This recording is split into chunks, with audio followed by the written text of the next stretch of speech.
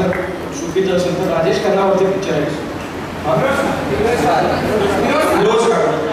ठीक आहे, हरकत नाही. मला वाटलं राजेश खन्नावरती पिक्चर. मी गाणं पाहिलेलं नाही, पण किशोर कुमार यांनी राजेश खन्ना आणि खूप गाणी गायली आपल्याला माहिती.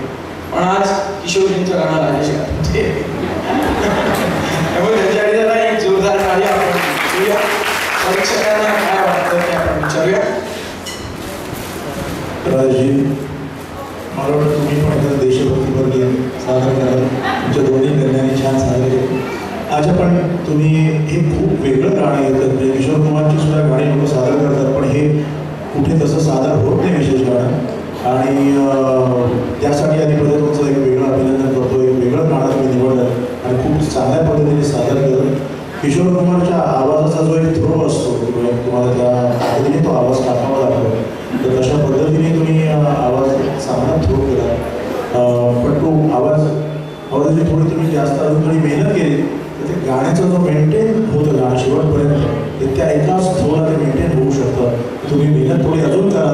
तुमच्याकडून म्हणजे खूप चांगल्या अपेक्षा आहेत. चांगलं झालं. Very good.